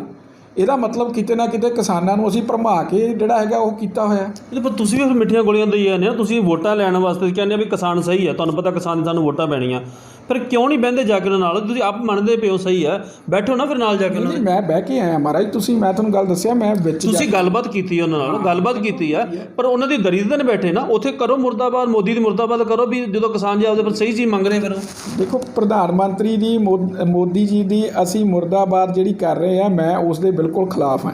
ਕਾਰਨ ਪਾਰਟੀ ਦਾ ਨੁਮਾਇੰਦਾ ਹੋਣਾ ਵੱਖਰੀ ਗੱਲ ਹੈ, ਮੈਂ ਉਸ ਤੋਂ ਬਾਹਰ ਹੋ ਕੇ ਗੱਲ ਕਰ। ਤੁਸੀਂ ਬੋਲ ਨਹੀਂ ਸਕਦੇ ਨਾ, ਕਿਉਂਕਿ ਤੁਸੀਂ ਵੀ ਮੋਦੀ ਦੀ ਛਤਰੀ ਦੇ ਥੱਲੇ ਉਸ ਕਰਕੇ ਬੋਲ ਸਕਦੇ ਨਹੀਂ। ਮੈਂ ਪਾਰਟੀ ਦੇ ਨੁਮਾਇੰਦੇ ਦੇ ਤੌਰ ਤੇ ਨਹੀਂ, ਮੈਂ ਇੱਕ ਕਿਸਾਨ ਦੇ ਤੌਰ ਤੇ ਤੁਹਾਨੂੰ ਦੱਸਦਾ। ਇਹ ਪ੍ਰਧਾਨ ਮੰਤਰੀ ਮੋਦੀ ਹੈ ਜਿਹਨੇ ਸਾਨੂੰ ਕਿਸਾਨ ਕ੍ਰੈਡਿਟ ਕਾਰਡ ਦਿੱਤਾ। ਇਹ ਪ੍ਰਧਾਨ ਮੰਤਰੀ ਮੋਦੀ ਹੈ ਜਿਹਨੇ ਸਾਨੂੰ MSP ਦਿੱਤੀ, ਜਿਹਦੇ ਵਾਸਤੇ ਅਸੀਂ ਅੱਜ ਕਹੀ ਜਾਂਦੇ ਕਿ ਸਾਨੂੰ ਘੱਟੋ ਘੱਟ MSP ਤਾਂ ਮਿਲੇ ਯਾਰ, ਤੂੰ ਉੱਪਰੋਂ ਡਿਕਲੇਅਰ ਕਰਤੀ, ਥੱਲੇ ਮਿਲ ਨਹੀਂ ਰਹੀ। ਜੇ ਉਹ ਦਿੰਦਾ ਹੀ ਨਾ, ਪਿਛਲੀਆਂ ਸਰਕਾਰਾਂ ਨੇ ਸਾਨੂੰ ਦਿੱਤੀ ਨਹੀਂ, ਉਦੋਂ ਕਿਹੜੇ ਧਰਨੇ ਮਾਰੇ ਅਸੀਂ। ਹੁਣ ਅੱਜ ਜੇ ਉਹਨੇ ਦਿੱਤੀ ਹੈ, ਨਹੀਂ ਮਿਲ ਰਹੀ, ਵਿਵਸਥਾ 'ਚ ਕੋਈ ਪ੍ਰੋਬਲਮ ਹੈ, ਉਹਦੇ ਲਈ ਬੈਠ ਕੇ ਆਪਾਂ ਵਿਵਸਥਾ ਸਹੀ ਕਰ ਸਕਦੇ ਹਾਂ। ਕਾਨੂੰਨ ਦੇ ਵਿੱਚ ਵੀ ਇੱਦਾਂ ਹੀ ਆ, ਜੇ ਕਾਨੂੰਨ 'ਚ ਕੋਈ ਖਦਸ਼ੇ ਹੈਗੇ ਆ, ਖਦਸ਼ਿਆਂ ਨੂੰ ਗੱਲ ਕਰਨੀ ਉਹ ਸਰਕਾਰ ਨਾਲ ਗੱਲ ਕਰ ਲੈਣਗੇ, ਪਰ ਉਹਦੇ ਲਈ ਪ੍ਰਧਾਨ ਮੰਤਰੀ ਨੂੰ, ਜਿਹਨੇ ਕਿਸਾਨਾਂ ਦੇ ਹੱਕ ਲਈ ਇੰਨੇ ਕੰਮ ਕੀਤੇ, ਸੋਇਲ ਹੈਲਥ ਕਾਰਡ ਉਹਨਾਂ ਨੇ ਬਣਾ ਕੇ ਦਿੱਤਾ, ਜਿਹੜਾ ਆਯੁਸ਼ਮਾਨ ਭਾਰਤ ਆ ਕਿਸਾਨਾਂ ਨੂੰ ਹੀ ਸਮਰਪਿਤ ਕਰਤਾ ਕਿ ਹਰੇਕ ਕਿਸਾਨ ਨੂੰ ਮਿਲੇਗਾ ਹੀ ਮਿਲੇਗਾ। ਉਹਨਾਂ ਨੇ ਕਿਸਾਨ ਕ੍ਰੈਡਿਟ ਕਾਰਡ ਬਣਵਾਤਾ। ਹੁਣ ਇਹ ਇੰਨੀ ਚੀਜ਼ ਜਿਹੜੀ ਆ, ਨਵਾਂ ਬਿੱਲ ਆ ਗਿਆ, ਇਹ ਬਿੱਲ ਜਿਵੇਂ ਜਦੋਂ ਚੱਲੇਗਾ ਬਾਕੀ ਸਟੇਟਾਂ ਸਾਰੀਆਂ ਦੇ ਵਿੱਚ ਠੀਕ ਹੈ, ਇਕੱਲੇ ਪੰਜਾਬ 'ਚ ਆਪਣੇ ਜਿਹੜਾ ਹੈਗਾ ਉਹ ਅਸੀਂ ਸਮਝਾ ਨਹੀਂ ਪਾ ਹਜੇ ਤੱਕ, ਜਿੰਨੀ ਆਪਦੀ ਕੋਸ਼ਿਸ਼ ਕੀਤੀ ਹੈ ਉਹ ਬਹੁਤ ਕੋਸ਼ਿਸ਼ ਮਤਲਬ ਆਪਦੇ ਵੱਲੋਂ ਪੰਜਾਬ ਭਾਜਪਾ ਵੀ ਕਰ ਰਹੀ ਹੈ, ਅਸੀਂ ਵੀ ਹੋਰ ਸਾਰੇ ਬੰਦੇ ਕਰ ਰਹੇ ਹਾਂ। ਕਿਤੇ ਨਾ ਕਿਤੇ ਥੋੜ੍ਹਾ ਗੈਪ ਹੈ, ਉਹ ਜਿਵੇਂ ਗੈਪ ਪੂਰਾ ਹੋ ਜਾਊਗਾ। ਹੁਣ ਵਰਚੁਅਲ ਰੈਲੀਆਂ ਹੋਣੀਆਂ, ਸਾਰੇ ਜਿੰਨੇ ਵੀ ਸਾਡੇ ਵੱਡੇ ਆਗੂ ਵਰਚੁਅਲ ਰੈਲੀਆਂ ਕਰਨਗੇ, ਕਿਸਾਨ ਭਰਾਵਾਂ ਤੱਕ ਪਹੁੰਚ ਕਰਨਗੇ। ਜਿਵੇਂ ਜਿਵੇਂ ਪਤਾ ਲੱਗੇਗਾ, ਜਿਵੇਂ ਮੀਟਿੰਗ ਕੇਂਦਰ ਨਾਲ ਅੱਜ ਪਹਿਲੀ ਮੀਟਿੰਗ ਹੈ, ਇਸ ਤੋਂ ਬਾਅਦ ਦੂਜੀ ਮੀਟਿੰਗ, ਤੀਜੀ ਮੀਟਿੰਗ, ਪਤਾ ਲੱਗ ਜਾਏਗਾ ਸਭ ਨੂੰ ਸਾਡੇ ਹੱਕ ਦੀ ਚੀਜ਼ ਹੈ। ਤੁਸੀਂ ਕਿਸਾਨੀ ਨਾਲ ਜੁੜੇ ਹੋ, ਤੁਸੀਂ ਕਿਸ ਤਰ੍ਹਾਂ ਦੀ ਖੇਤੀ ਕੀਤੀ ਹੈ? ਦੇਖੋ ਮੈਂ ਇਹਦੇ ਵਿੱਚ ਇੱਕ ਤੁਹਾਡੇ ਨਾਲ ਸ਼ੇਅਰ ਕਰਨੀ ਚਾਹੁੰਦਾ ਇੱਕ ਗੱਲ। ਮੈਂ ਤੂੜੀ ਵਾਲੀ ਮਸ਼ੀਨ ਨਾ ਲੈ ਕੇ 96 ਦੇ ਵਿੱਚ 96-97 'ਚ ਤੂੜੀ ਵਾਲੀ ਮਸ਼ੀਨ ਆਈ, ਉਦੋਂ ਹੜੰਬੇ ਚੱਲਦੇ ਹੁੰਦੇ ਸੀ। ਤਾਂ ਹੜੰਬੇ ਮੈਂ ਆਪਦੇ ਉਦੋਂ ਮੈਂ ਲੋਨ 'ਤੇ ਤੂੜੀ ਵਾਲੀ ਮਸ਼ੀਨ ਲੈ ਲਈ, 2 ਟਰਾਲੀਆਂ ਪਾ ਕੇ ਮੈਂ ਸਾਰੇ ਰਿਸ਼ਤੇਦਾਰਾਂ ਦੇ ਦਰਵਾਜ਼ੇ ਖਟਕਾਏ। ਮੈਂ ਜਿਹਦੇ ਕੋਲੇ ਵੀ ਜਾਇਆ ਕਰਾਂ ਉਹ ਮੈਨੂੰ ਰੋਟੀ ਤਾਂ ਖਵਾ ਦਿਆ ਕਰਨ, ਪਰ ਉਹ ਕਿਹਾ ਕਰਨ ਵੀ ਧਾਲੀਵਾਲ ਤੂੜੀ ਨਹੀਂ ਅਸੀਂ ਬਣਾ ਸਕਦੇ, ਜਿਹੜੀ ਤੇਰੀ ਮਸ਼ੀਨ ਤੂੜੀ ਬਣਾਊਗੀ ਸਾਡੇ ਪਸ਼ੂਆਂ ਨੇ ਖਾਣੀ ਨਹੀਂ। ਅਤੇ ਦੂਜੀ ਗੱਲ, ਇੱਥੋਂ ਬਚ ਕੇ ਨਿਕਲ ਜਾ, ਕਿਤੇ ਸਾਡੇ ਵਿਹੜੇ ਵਾਲੇ ਤੈਨੂੰ ਕੁੱਟ ਨਾ ਦੇਣ। ਮੈਂ ਕਿਹਾ ਜੀ ਕਿਉਂ? ਉਹ ਕਹਿੰਦੇ ਤੂੰ ਤੂੜੀ ਵਾਲੀ ਮਸ਼ੀਨ ਲਈ ਫਿਰਦਾ, ਇਹਨਾਂ ਦਾ ਰੁਜ਼ਗਾਰ ਖੁੱਸ ਜੂਗਾ। ਇਹ ਕਣਕ ਵੱਢਦੇ ਆ ਹੜੰਬੇ ਵਿੱਚ, ਅਸੀਂ ਕੱਢਦੇ ਹਾਂ ਅਤੇ ਉਹੀ ਤੂੜੀ ਪਸ਼ੂ ਖਾਂਦੇ ਆ, ਅਤੇ ਉਹ ਕਹਿਣਗੇ ਸਾਡਾ ਰੁਜ਼ਗਾਰ ਖੋਣਾ। ਤਾਂ ਉਦੋਂ ਬਾਅਦ ਅੱਜ ਦੇ ਹਾਲਾਤ ਕੀ ਹੈ, ਮੇਰੇ ਉਹਨਾਂ ਹੀ ਸਾਰੇ ਰਿਸ਼ਤੇਦਾਰਾਂ ਦੇ ਘਰੇ ਹਰੇਕ ਦੇ ਘਰੇ 2-2 ਤੂੜੀ ਵਾਲੀਆਂ ਮਸ਼ੀਨਾਂ, ਹੜੰਬੇ ਦੀ ਜਗ੍ਹਾ ਤੂੜੀ ਵਾਲੀ ਮਸ਼ੀਨ ਨੇ ਲੈ ਲਈ। ਉਹੀ ਹਾਲਾਤ ਅੱਜ ਆ ਬਿੱਲ ਦੇ ਹੈ। ਅਸੀਂ ਮੰਡੀ ਦੇ ਵਿੱਚ ਝੋਨਾ ਕਣਕ ਉਗਾਉਣੇ ਆ, ਮੰਡੀ 'ਚ ਸਿੱਟ ਦਿੰਦੇ ਆ। ਸਾਨੂੰ ਇੱਕ ਡਰਾ ਪੈਦਾ ਕਰਤਾ ਵਿਰੋਧੀ ਪਾਰਟੀਆਂ ਨੇ ਵੀ ਇਹ ਮੰਡੀ ਵਿਵਸਥਾ ਖਤਮ ਹੋ ਜੂਗੀ। ਮੰਡੀ ਵਿਵਸਥਾ ਕਿਤੇ ਨਹੀਂ ਖਤਮ ਹੋ ਰਹੀ। ਲਿਖ ਕੇ ਦੇਤਾ ਐਗਰੀਕਲਚਰ ਮਿਨਿਸਟਰੀ ਨੇ, ਇੱਕ ਰਾਜਨੀਤਿਕ ਪਾਰਟੀ ਨੂੰ ਵੀ ਲਿਖ ਕੇ ਦੇਤਾ, ਮੰਡੀ ਉਵੇਂ ਚੱਲੀ ਜਾਂਦੀ ਹੈ। ਸਾਡੀਆਂ ਸਾਰੀਆਂ ਸਰਕਾਰੀ ਖਰੀਦਾਂ, ਈਵਨ ਸਰਕਾਰੀ ਖਰੀਦ ਵਧੀ ਹੈ ਅਤੇ ਹੋਰ ਵਧੂਗੀ। ਇਹ ਜਿਵੇਂ ਜਿਵੇਂ ਵਧੀ ਜਾਣੀ ਉਵੇਂ ਜਿਹੜੇ ਇੱਕ ਨਾਲ ਵਿਵਸਥਾ ਆ ਗਈ ਹੈ ਉਹਦੇ ਵਿੱਚ ਸਾਨੂੰ ਵੱਧ ਨਿਵੇਸ਼ ਮਿਲਣਾ, ਸਾਡੀ ਸਟੇਟ 'ਚ ਵੀ ਨਿਵੇਸ਼ ਆਉਣਾ, ਕਿਸਾਨ ਭਰਾਵਾਂ ਦੀ ਜੇਬ 'ਚ ਵੀ ਨਿਵੇਸ਼ ਜਾਊਗਾ, ਉਹਦੇ ਨਾਲ ਸਾਡਾ ਕੰਮ ਹੋਰ ਬਣੂਗਾ। ਦੇਖੋ ਮੈਂ ਤੁਹਾਨੂੰ ਇਹਦੇ ਵਿਸ਼ੇ 'ਤੇ ਇੱਕ ਗੱਲ ਦੱਸਣੀ ਚਾਹੁੰਦਾ ਕਿ ਅਸੀਂ ਫਾਰਮਰ ਪ੍ਰੋਡਿਊਸਰ ਆਰਗੇਨਾਈਜੇਸ਼ਨਾਂ ਬਣਾਉਣ ਦੇ ਵਿੱਚ ਲੋਕਾਂ ਦੀ ਮਦਦ ਕਰ ਰਹੇ ਹਾਂ। ਇਸ ਟਾਈਮ ਤਕਰੀਬਨ 25 ਦੇ ਕਰੀਬ FPO ਜਿਹੜੇ ਹੈਗੇ ਆ ਉਹ ਅਸੀਂ ਰਜਿਸਟਰਡ ਕਰਾ ਚੁੱਕੇ ਹਾਂ ਕਿਸਾਨ ਗੁਰੂਕੁਲ ਸੰਸਥਾ ਦੇ ਅੰਡਰ। ਤੋਂ 25 ਸੰਸਥਾਵਾਂ ਜਿਹੜੀਆਂ ਹੈਗੀਆਂ ਉਹਨਾਂ ਨੇ ਅੱਗੇ ਕੰਮ ਕਰਨਾ, ਉਹਨਾਂ ਨੇ ਅੱਗੇ ਆਪਦਾ ਮਾਰਕੀਟ ਦੇ ਵਿੱਚ ਜਾਣਾ, ਲੋਕਾਂ ਦੇ ਵਿੱਚ ਗੱਲਬਾਤ ਕਰਨੀ ਹੈ। ਸੈਲਫ ਹੈਲਪ ਗਰੁੱਪ ਵੀ ਅਸੀਂ ਜਿਹੜੇ ਹੈਗੇ ਆ 20 ਦੇ ਕਰੀਬ ਅਸੀਂ ਜਿਹੜੇ ਹੈਗੇ ਆ ਉਹ ਰਜਿਸਟਰ ਕਰ ਚੁੱਕੇ ਹਾਂ। ਹੁਣ ਉਹਨਾਂ ਗਰੁੱਪਸ ਦੇ ਵਿੱਚ ਅਸੀਂ ਲੇਡੀਜ਼ ਲਈ ਸਪੈਸ਼ਲੀ ਜਿਹੜਾ ਹੈਗਾ ਉਹ ਹਲਦੀ ਛੱਤਾਂ 'ਤੇ ਉਗਾਉਣ ਲਈ ਦੇ ਰਹੇ ਹਾਂ ਬਾਈਬੈਕ ਦੇ ਵਿੱਚ। ਹੁਣ ਉਹ ਇੱਕ ਕੰਪਨੀ ਨਾਲ ਸਾਡਾ ਕਰਾਰ ਹੈ ਜਿਹਨੇ ਸਰਟੀਫਾਈਡ ਆਰਗੈਨਿਕ ਹਲਦੀ ਜਿਹੜੀ ਹੈ ਵਾਪਸ ਚੱਕਣੀ ਹੈ। ਨਹੀਂ, ਪਹਿਲਾਂ ਸਭ ਤੋਂ ਪਹਿਲਾਂ ਦੱਸੋ ਕੋਈ ਮੋਦੀ ਦਾ ਪ੍ਰੋਜੈਕਟ ਤਾਂ ਨਹੀਂ ਹੈ ਕੋਈ? ਮੈਂ ਦੇਖੋ ਇਹ ਪ੍ਰੋਜੈਕਟ ਜਿਹੜਾ ਹੈਗਾ ਸਾਡਾ ਸਾਰੇ ਪ੍ਰੋਜੈਕਟ ਹੈ ਤਾਂ ਪ੍ਰਧਾਨ ਮੰਤਰੀ ਮੋਦੀ ਦੇ, ਦੇਸ਼ ਉਹਨਾਂ ਦਾ, ਪ੍ਰੋਜੈਕਟ ਉਹਨਾਂ ਦੇ ਆ। ਇਹਦੇ ਵਿੱਚ ਥੋੜ੍ਹੀ ਇਨੋਵੇਸ਼ਨ ਅਸੀਂ ਇੰਨੀ ਕੀਤੀ ਹੈ ਵੀ ਬਾਈਬੈਕ ਅਸੀਂ ਆਪਦਾ ਕੀਤਾ। ਬਾਕੀ ਜੋ ਸਿਸਟਮ ਹੈ ਉਹ ਨਵੇਂ ਕਾਨੂੰਨ ਦੇ ਤਹਿਤ ਫਾਰਮਰ ਪ੍ਰੋਡਿਊਸਰ ਆਰਗੇਨਾਈਜੇਸ਼ਨਾਂ ਬਣ ਰਹੀਆਂ, SHG ਬਣ ਰਹੇ ਆ, ਉਹਦੇ ਤਹਿਤ ਹੀ ਚੱਲਣਾ ਹੈ। ਤੋ ਹੁਣ ਇਹਨੂੰ ਜੇ ਤੁਸੀਂ ਕਹੋ ਵੀ ਇਹ ਪ੍ਰਧਾਨ ਮੰਤਰੀ ਮੋਦੀ ਦੇ ਅੰਡਰ ਨਹੀਂ, ਇਹ ਪ੍ਰਧਾਨ ਮੰਤਰੀ ਮੋਦੀ ਦੇ ਹੀ ਅੰਡਰ ਹੈ। ਜੋ ਵੀ ਕਾਰੋਬਾਰ ਅਸੀਂ ਕਰ ਰਹੇ ਹਾਂ, ਜੇ ਅੱਜ ਭੈਣਾਂ ਲਈ ਅਸੀਂ ਸੈਲਫ ਹੈਲਪ ਗਰੁੱਪ ਬਣਾ ਕੇ ਬਾਈਬੈਕ 'ਚ ਹਲਦੀ ਛੱਤਾਂ ਦੇ ਉਗਾਉਣ ਨੂੰ ਦੇ ਰਹੇ ਹਾਂ, ਉਹ ਵੀ ਪ੍ਰਧਾਨ ਮੰਤਰੀ ਮੋਦੀ ਦੇ ਅੰਡਰ ਹੈ ਔਰ ਦੇਸ਼ ਨੂੰ ਸਮਰਪਿਤ ਹੈ। ਇਹਦੇ ਨਾਲ ਭੈਣਾਂ ਖੁਸ਼ਹਾਲ ਹੋਣਗੀਆਂ, ਉਹਨਾਂ ਨੂੰ ਆਪਦੇ ਪਤੀਆਂ ਵੱਲ ਨਹੀਂ ਵੇਖਣਾ ਪਊਗਾ। ਉਹਨਾਂ ਦੇ ਘਰੇ ਉਹਨਾਂ ਦੀ ਛਾਤੀ ਨਾਲੇ ਤਾਂ ਗਰੀਨ ਰਹੂਗੀ, ਨਾਲੇ ਜਿਹੜਾ ਹੈਗਾ ਉਹ ਛੱਤ ਦੇ ਉੱਤੋਂ ਲੱਖ ਰੁਪਏ ਦੀ ਹਲਦੀ ਕੱਢ ਲਿਆ ਕਰਨਗੀਆਂ। ਸ਼ਾਰਟ ਦੇ ਵਿੱਚ ਕਿਸ ਤਰ੍ਹਾਂ ਦਾ ਬੈਨੀਫਿਟ ਰਹੂਗਾ ਉਹਨਾਂ ਨੂੰ? ਸ਼ਾਰਟ ਦੇ ਵਿੱਚ ਦੇਖੋ ਮੇਰੇ ਹਿਸਾਬ ਨਾਲ ਜੇ ਮੈਂ ਕੋਈ ਬੰਦਾ 100 ਬੈਗ ਲਗਾਉਂਦਾ ਹੈ, ਅਸੀਂ ਉਹ ਬੈਗਸ ਦੇ ਵਿੱਚ ਦਿੰਦੇ ਹਾਂ। ਤੋ 100 ਬੈਗ ਲਗਾਉਂਦਾ ਹੈਗਾ ਤਾਂ ਉਹਨੂੰ ਤਕਰੀਬਨ 75,000 ਤੋਂ ਲੈ ਕੇ ਲੱਖ ਰੁਪਏ ਦੀ ਇਨਕਮ ਸਾਲਾਨਾ ਹੁੰਦੀ ਹੈ। ਡਿਪੈਂਡ ਅਪੋਨ ਉਹਦੀ ਪ੍ਰੋਡਕਸ਼ਨ ਕਿੰਨੀ ਹੁੰਦੀ ਹੈ। 15 ਰੁਪਏ ਦੇ ਹਿਸਾਬ ਨਾਲ ਗਿੱਲੀ ਹਲਦੀ ਜਿਹੜੀ ਹੈਗੀ ਉਹ ਕੰਪਨੀ ਵਾਪਸ ਚੱਕਦੀ ਹੈ, ਫਿਰ ਉਹਦਾ ਪਾਊਡਰ ਬਣਾ ਕੇ ਮਾਰਕੀਟ 'ਚ ਵੇਚਦੀ ਹੈ। ਤਾਂ ਉਹਨੂੰ ਸਰਟੀਫਾਈਡ ਕਰਾ ਕੇ ਦੇਣਾ, ਸਾਰਾ ਕੁਝ ਕਰਾ ਕੇ ਦੇਣਾ, ਉਹ ਸਾਡਾ ਕੰਮ ਹੈ। ਤੋ ਉਹਦੇ ਵਿੱਚ ਜੇ ਕੋਈ ਇੱਕ ਭੈਣ 100 ਬੈਗ ਖਰੀਦ ਲੈਂਦੀ ਹੈ ਅਤੇ ਉਹ ਕਿਸਾਨ ਕ੍ਰੈਡਿਟ ਕਾਰਡ ਦੇ ਵਿੱਚੋਂ ਪੇਮੈਂਟ ਕਰ ਦੇਵੇ, ਕ੍ਰੈਡਿਟ ਕਾਰਡ ਵੀ ਬਣ ਜਾਣਾ ਕਿਸਾਨੀ ਦਾ, ਉਹਦਾ ਸਾਰਾ ਕੁਝ ਹੋ ਜਾਣਾ, ਉਹਦੇ 'ਤੇ ਫਾਈਨਾਂਸ ਵੀ ਮਿਲ ਜਾਣਾ, ਤੋ ਇਨਕਮ ਕਮਾ ਸਕਦੀ ਸਾਲ ਦਾ। ਉਹਦੇ ਜਿਹੜੇ ਬੀਜ ਵਗੈਰਾ ਨੂੰ ਲੈਣੇ ਫਿਰ ਤੁਸੀਂ ਉਹ ਪੈਸੇ ਪਹਿਲਾਂ ਲਾਓਗੇ ਜਾਂ ਕੀ ਹੋਊਗਾ ਉਹਦਾ? ਹਾਂ, ਉਹ ਸਾਰਾ ਕੁਝ ਮੈਂ ਤੁਹਾਨੂੰ ਦੱਸਿਆ। ਉਹਦੇ ਲਈ ਫਾਈਨਾਂਸ ਅਵੇਲੇਬਲ ਹੈ ਕਿਸਾਨ ਕ੍ਰੈਡਿਟ ਕਾਰਡ ਦੇ ਰਾਹੀਂ। ਜਿਹੜੀ ਨਵੀਂ ਸਕੀਮ ਆ ਗਈ ਆਪਾਂ ਬਣਾ ਸਕਦੇ ਹਾਂ। ਦੇਖੋ ਹਜੇ ਕ੍ਰੈਡਿਟ ਕਾਰਡ ਕਿਸੇ ਨੇ ਬਣਾਏ ਨਹੀਂ, ਕਿਸਾਨ ਕ੍ਰੈਡਿਟ ਕਾਰਡ ਜਿਵੇਂ ਜਿਵੇਂ ਬਣ ਗਏ ਇਹ ਵੱਡੇ ਘਰਾਣਿਆਂ ਵਾਸਤੇ ਹੁੰਦੇ ਸੀ। ਤੁਸੀਂ ਤੁਹਾਨੂੰ ਇਹ ਕਿਸਾਨ ਵੀ ਦੇਖ ਰਹੇ, ਤੁਸੀਂ ਇਹ ਸੁਝਾਅ ਜਿਹੜਾ ਹੈਗਾ ਲੇਡੀਜ਼ ਤਾਂ ਤੁਸੀਂ ਕਰ ਰਹੇ ਹੋ, ਜਿਹੜਾ ਹੈਗਾ ਫਸਟ ਤੁਸੀਂ ਕਿਹਾ ਹੀ ਆ ਕਿ ਕਿਸਾਨਾਂ ਨੂੰ ਵੀ ਤੁਸੀਂ ਇਹੀ ਸੁਝਾਅ ਦੇਣਾ ਚਾਹੁੰਦੇ ਵੀ ਤੁਹਾਨੂੰ ਹਲਦੀ ਉਗਾਉਣੀ ਚਾਹੀਦੀ ਹੈ? ਨਹੀਂ, ਮੈਂ ਦੇਖੋ ਮੈਂ ਇਕੱਲੀ ਹਲਦੀ ਦੀ ਗੱਲ ਨਹੀਂ ਕਰਦਾ। ਸਾਡੇ ਪੰਜਾਬ ਨੂੰ ਡਿਵਰਸੀਫਿਕੇਸ਼ਨ ਦੀ ਲੋੜ ਹੈ। ਝੋਨਾ ਕਣਕ ਉਗਾ ਕੇ ਅਸੀਂ ਜਿਹੜਾ ਹੈਗਾ ਆਪਦੀ ਧਰਤੀ ਮਾਤਾ ਨੂੰ ਗੰਦਲਾ ਕਰ ਲਿਆ, ਦੂਸ਼ਿਤ ਕਰ ਲਿਆ, ਪਾਣੀ ਦੂਸ਼ਿਤ ਕਰ ਲਿਆ, ਹਵਾ ਦੂਸ਼ਿਤ ਕਰ ਲਈ, ਖੁਦਕੁਸ਼ੀਆਂ ਦੇ ਰਾਹ ਪੈ ਗਏ, ਬੱਚੇ ਸਾਡੇ ਵਿਦੇਸ਼ਾਂ ਦੇ ਰਾਹ ਪੈ ਗਏ। ਡਿਵਰਸੀਫਿਕੇਸ਼ਨ ਵੱਲ ਆਉਣਾ ਪਊਗਾ, ਭਾਵੇਂ 1% ਆਈਏ, 2 ਆਈਏ, 4 ਆਈਏ। ਪੈਰਲਲ ਝੋਨਾ ਕਣਕ ਸਰਕਾਰ ਚੱਕੀ ਜਾਂਦੀ ਹੈ। ਜੇ ਅਸੀਂ ਮਤਲਬ 5 ਕਿੱਲੇ ਸਾਡੇ ਕੋਲ ਜ਼ਮੀਨ ਦੇ ਆ ਤਾਂ ਅਸੀਂ 4.5 ਕਿੱਲੇ ਝੋਨਾ ਕਣਕ ਉਗਾਈਏ, ਉਹ ਸਰਕਾਰ ਨੂੰ ਦਈਏ, ਆਪਦਾ ਕੰਮ ਉਵੇਂ ਚਲਾਈਏ। ਅੱਧੇ ਏਕੜ ਨੂੰ ਜੇ ਅਸੀਂ ਡਿਵਰਸੀਫਾਈ ਕਰ ਲਈਏ ਸਰਟੀਫਾਈਡ ਆਰਗੈਨਿਕ ਫਾਰਮਿੰਗ ਦੇ ਵਿੱਚ, ਬਹੁਤ ਸੰਸਥਾਵਾਂ ਆਪਣੇ ਇੱਥੇ ਖੇਤੀ ਵਿਰਾਸਤ ਮਿਸ਼ਨ ਬਹੁਤ ਵਧੀਆ ਕੰਮ ਕਰ ਰਹੀ ਹੈ। ਖੇਤੀ ਵਿਰਾਸਤ ਮਿਸ਼ਨ ਦੇ ਸਹਿਯੋਗ ਨਾਲ ਆਪਾਂ ਸਰਟੀਫਾਈਡ ਆਰਗੈਨਿਕ ਕਰ ਸਕਦੇ ਹਾਂ। ਅਸੀਂ ਮਦਦ ਕਰਦੇ ਹਾਂ, ਅਸੀਂ ਬਾਈਬੈਕਸ ਦੇ ਵਿੱਚ ਮਦਦ ਕਰਦੇ ਹਾਂ। ਤੋ ਉਹ ਜਿਵੇਂ ਵੀ ਸਾਨੂੰ ਕੰਟਰੈਕਟ ਕਰ ਲੈਣ, ਅਸੀਂ ਕਿਸਾਨ ਦੀ ਮਦਦ ਕਰਨ ਨੂੰ ਤਿਆਰ ਹਾਂ। ਉਹਦੇ ਲਈ ਜੇ ਨਿਵੇਸ਼ ਦੀ ਲੋੜ ਹੈ, ਪਹਿਲਾਂ ਉਹਨੇ 5 ਕਿੱਲਿਆਂ 'ਤੇ ਲਿਮਟ ਬਣਾਈ ਹੋਈ ਹੈ, ਉਹਦੀ ਲਿਮਟ ਵਧੀਆ ਚੱਲਦੀ ਹੈ, ਉਹ ਚਲਾਵੇ, ਕੋਈ ਦਿੱਕਤ ਨਹੀਂ। ਉਹਨੂੰ ਕਿਸਾਨ ਕ੍ਰੈਡਿਟ ਕਾਰਡ ਮਿਲ ਜਾਣਾ 3 ਲੱਖ ਰੁਪਏ ਤੱਕ ਦਾ, ਉਹਦੇ ਵਿੱਚ ਨਿਵੇਸ਼ ਕਰ ਸਕਦਾ। 1.5 ਕਿੱਲੇ 'ਚ ਕੋਈ ਵੀ ਆਪਦਾ ਕੰਮ ਚਲਾਵੇ, ਅੱਗੇ ਕੰਮ ਵਧਾਵੇ। ਇਹ ਸਾਰਾ ਕੁਝ ਨਵੇਂ ਕਾਨੂੰਨ ਨੇ ਤਾਂ ਸਾਨੂੰ ਦਿੱਤਾ ਹੈ। ਜਿਹੜੀ MSP ਦੀ ਆਪਾਂ ਗੱਲ ਕਰਦੇ ਹਾਂ, ਉਹਦੇ 'ਚ ਦੇਖੋ ਪਹਿਲਾਂ ਉਹ ਵਿੱਚ ਲਾਈਨ ਨਹੀਂ ਪਾਈ ਗਈ ਕਿ ਮੋਦੀ ਸਰਕਾਰ ਦਾ ਜਾਂ ਤੁਹਾਡੀ ਇਹ ਪਲਾਨਿੰਗ ਸੀ 2022 ਦੇ ਵਿੱਚ ਪਹਿਲਾਂ ਜਿਹੜੇ ਹੈਗੇ ਕਾਨੂੰਨ ਬਣਾਏ ਜਾਣ, ਲੋਕੀ ਜਦੋਂ ਰੌਲਾ ਪਾਉਣਗੇ ਅਤੇ ਉਦੋਂ ਅਸੀਂ ਆਪਦੀਆਂ ਵੋਟਾਂ ਬਟੋਰਨ ਵਾਸਤੇ ਜਿਹੜੀ MSP ਦੀ ਲਾਈਨ ਜਿਹੜੀ ਹੈਗੀ ਬਾਅਦ ਵਿੱਚ ਪਾ ਦਾਂਗੇ। ਤਾਂ ਕਹਿਣਗੇ ਵੀ ਠੀਕ ਹੈ ਵੀ ਸਾਡੀ ਕਿਸਾਨਾਂ ਦੀ ਗੱਲ ਮੰਨ ਲਈ ਹੈ, ਸਾਡੀ ਮੋਦੀ ਨੇ ਗੱਲ ਮੰਨ ਲਈ, ਉਹਦੇ ਨਾਲ ਤੁਹਾਨੂੰ 2022 ਦੇ ਵਿੱਚ ਬੈਨੀਫਿਟ ਜ਼ਿਆਦਾ ਮਿਲ ਜੂਗਾ। ਤੁਸੀਂ ਬਹੁਤ ਵਧੀਆ ਸਵਾਲ ਕੀਤਾ। ਮੈਨੂੰ ਲੱਗਦਾ ਵੀ ਮੈਂ ਤੁਹਾਡੇ ਇਸ ਸਵਾਲ ਦੇ ਮਾਧਿਅਮ ਰਾਹੀਂ ਤੁਹਾਡੇ ਸਰੋਤਿਆਂ ਦੇ ਬਹੁਤ ਸ਼ੰਕੇ ਦੂਰ ਕਰ ਸਕਦਾ। ਦੇਖੋ, ਪਹਿਲੀ ਗੱਲ ਹੈ, ਜਿਹੜਾ ਕਾਨੂੰਨ ਬਣਿਆ ਕਾਨੂੰਨੀ ਪ੍ਰਕਿਰਿਆ ਨਾਲ ਬਣਿਆ। ਉਹਦੇ ਵਿੱਚ ਸਭ ਤੋਂ ਜ਼ਿਆਦਾ ਖੇਤੀ ਕਰਨ ਵਾਲੇ ਮੁੱਖ ਮੰਤਰੀ ਜਿਹੜੇ ਹੈਗੇ ਹੈ ਉਹ ਇਨਵਾਈਟ ਕੀਤੇ ਗਏ। ਪੰਜਾਬ ਵੀ ਇਨਵਾਈਟ ਕੀਤਾ ਗਿਆ, ਸਭ ਨੇ ਸੁਝਾਅ ਦਿੱਤੇ। ਜੇ ਉਹਦੇ ਇਹਨਾਂ ਨੂੰ ਲੱਗਦਾ ਸੀ ਵੀ ਇਹਦੇ ਵਿੱਚ ਆ ਲਾਈਨ ਪਾਉਣੀ ਜ਼ਰੂਰੀ ਹੈ, ਉਹਦੇ ਸੁਝਾਅ ਦੇ ਦਿੰਦੇ। ਉਹ ਕਹਿੰਦੇ ਸਾਨੂੰ ਬੁਲਾਇਆ ਨਹੀਂ, ਸਾਡੇ ਤੋਂ ਸੁਝਾਅ ਹੀ ਨਹੀਂ ਲਿਆ, ਕਿਸਾਨ ਕਹਿੰਦੇ ਸਾਨੂੰ। ਇਹ ਤਾਂ ਦੇਖੋ ਜਿੰਦਲ ਸਾਹਿਬ, ਇਹ ਔਨ ਰਿਕਾਰਡ ਆ। ਜਿਹੜੇ ਗੁਟਕਾ ਸਾਹਿਬ ਦੀ ਸਹੁੰ ਖਾ ਕੇ ਝੂਠ ਬੋਲ ਜਾਂਦੇ ਆ, ਉਹ ਲੋਕਾਂ ਨੂੰ ਕੀ ਕਹੀ ਜਾਂਦੇ ਆ ਟਰੈਕਟਰ 'ਤੇ ਸੋਫੇ ਲਾ ਕੇ, ਉਹਨਾਂ ਗੱਲਾਂ ਦੇ ਵਿੱਚ ਮੈਂ ਨਹੀਂ ਪੈਣਾ ਚਾਹੁੰਦਾ। ਗੱਲ ਇਹ ਆ ਵੀ ਬੁਲਾਏ ਗਏ, ਔਨ ਰਿਕਾਰਡ ਹੈ। ਵਿਰੋਧ ਇਹਨਾਂ ਨੇ ਦਰਜ ਨਹੀਂ ਕਰਾਇਆ, ਔਨ ਰਿਕਾਰਡ ਹੈ।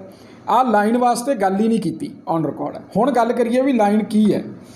ਤੁਸੀਂ ਸਾਰਾ ਬਿੱਲ ਪੜ੍ਹੋਗੇ ਤਾਂ ਉਹਦੇ ਵਿੱਚ ਇਹ ਲਾਈਨ ਹੈ ਕਿ ਕੋਈ ਵੀ ਵਪਾਰੀ ਜਿਹੜਾ ਮੰਡੀ ਤੋਂ ਬਾਹਰ ਜ਼ਿਮੀਂਦਾਰ ਕੋਲੇ ਫਸਲ ਖਰੀਦਦਾ ਹੈ ਕੰਟਰੈਕਟ ਫਾਰਮਿੰਗ ਦੇ ਵਿੱਚ, ਉਹ ਗਰੰਟੀਸ਼ੁਦਾ ਕੀਮਤ ਤੋਂ ਥੱਲੇ ਨਹੀਂ ਖਰੀਦ ਸਕਦਾ। ਇਹ ਲਾਈਨ ਹੈ।